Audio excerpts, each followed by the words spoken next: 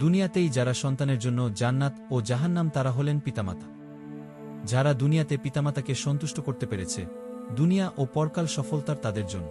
আর যারা দুনিয়াতে পিতামাতার সন্তুষ্টি অর্জনে ব্যর্থ, তাদের দুনিয়া ও পরকাল উভয়টিই ব্যর্থ। সহিহ বুখারীর এক বর্ণনায় এসেছে, নিঃসন্দেহে আল্লাহ তাআলা তোমাদের ওপর মায়ের অবাধ্যতাকে হারাম করেছেন। কন্যা সন্তানদিগকে জীবন্ত কবর দেয়া, দানের ব্যাপারে নিজে দান না করে অন্যের কাছে পাওয়ার মনোবাসনা চিন্তা করা, অয়থা বাদানুবাদ তথা তর্কবিতর্ক করা, অধিক জাঞ্চা ও সম্পদের অপচয়কেও হারাম করেছে। রাসূলুল্লাহ সাল্লাল্লাহু আলাইহি ওয়াসাল্লাম তার উম্মতের জন্য অনেক সতর্কবার্তা প্রদান করেছেন, অথচ প্রতিটি সতর্কবার্তাতেই পিতামাতার সঙ্গে অবাধ্যতার কুফল বিষয়টি সুস্পষ্টভাবে উঠে এসেছে, যার থেকে কিছু তুলে ধরা হল। প্রিয় নবী সাল্লাল্লাহু আলাইহি ওয়াসাল্লাম ওমর ইবনে হাজামকে ইয়েমেনবাসীর নিকট এ মর্মে পত্র লিখে পাঠান যে, কিয়ামতের দিন যে সব ব্যাপারে কবিরা গুনাহসমূহের মধ্যে জঘন্যতর প্রতিপন্ন হবে তা হল আল্লাহর সঙ্গে শরিক সাব্যস্ত করা, কোনো মুমিনকে হত্যা করা, আল্লাহর রাস্তায় জিহাদের সময় যুদ্ধক্ষেত্র থেকে পলায়ন করা, পিতামাতার অবাধ্যতা, বিবাহিত নারীর বিরুদ্ধে অপবাদ রটানো, জাদুবিদ্যা শিক্ষা করা, সুদ খাওয়া এবং ইয়াতিমের সম্পদ গ্রাস কর। হযরত ইবনে ওমর বর্ণনা করেন, 3 ব্যক্তি এমন যাদের প্রতি কিয়ামতের দিন আল্লাহ তাআলা অপ্রসন্ন থাকবেন: মদপানে অভ্যস্ত ব্যক্তি, উপকার করে খোটা দানকারী। অতঃপর বললেন, 3 ব্যক্তি বেহেশতে প্রবেশ করতে পারবে না, তারা হল পিতামাতার অবাধ্য ব্যক্তি, দায়ুস অর্থাৎ ওই ব্যক্তি যার স্ত্রী ব্যভিচারিণী অথচ সে তাতে বাধা দান করেনি বা তার প্রতিকার করেনি, এবং পুরুষের বেশ ধারণকারী নার।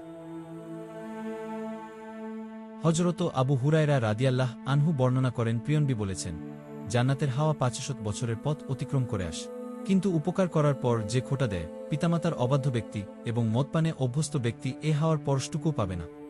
হযরত আবু উমামা রাদিয়াল্লাহু আনহু বর্ণনা করেন, 3 ব্যক্তি এমন রয়েছে যাদের ফরজ ও নফল কোনো ইবাদতই আল্লাহ তাআলা কবুল করেন না।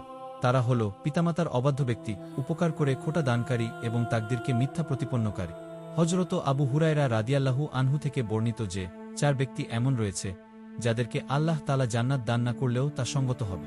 তারা হল মদপানে অভ্যস্ত ব্যক্তি, সুদখোর, ইয়াতিমের সম্পদ গ্রাসকারী এবং পিতামাতার অবাধ্য ব্যক্তি।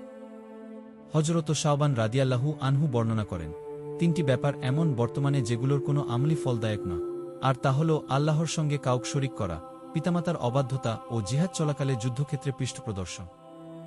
হযরত আবু বকর রাদিয়াল্লাহু আনহু প্রিয়নবী থেকে বর্ণনা করেন, আল্লাহ তাআলা তার ইচ্ছামাফিক অনেক গুনাহের শাস্তি কিয়ামতের দিন দেওয়ার জন্য রেখে দেবেন, কিন্তু পিতামাতার অবাধ্যতা এমনই একটি গুনাহ যার শাস্তি আল্লাহ তাআলা দুনিয়াতেই দিয়ে দেয়। হযরত ইবন আবু আওফা রাদিয়াল্লাহু আনহু থেকে বর্ণিত হযরত আলকামার মৃত্যু সম্পর্কে একটি দীর্ঘ হাদিস রয়েছে। মৃত্যুকালে সে কোনোভাবেই মুখে তাওহীদের কালেমা উচ্চারণ করতে পারছিল না। এ সাহাবীর প্রতি তার মা অসন্তুষ্ট ছিল। অতঃপর রাসূলুল্লাহ সাল্লাল্লাহু আলাইহি ওয়াসাল্লামের সুপারিশে তার মা তাকে ক্ষমা করে দেন এবং তখনই তার মুখে তাওহীদের কালেমা নিশ্চিত হয়। পিতামাতার অবাধ্যতার কুফল সম্পর্কিত একটি উল্লেখযোগ্য ঘটনা রয়েছে, যা মানুষকে পিতামাতার অবাধ্যতা থেকে মুক্ত রাখবে। হযরত শাহর ইবনে হাওশাব রাদিয়াল্লাহু আনহু বর্ণনা করেন, তিনি আসরের নামাজের পর লক্ষ্য করলেন যে এমন এক ব্যক্তি যার মাথার অংশ ছিল গাধার এবং অবশিষ্ট দেহ মানুষে।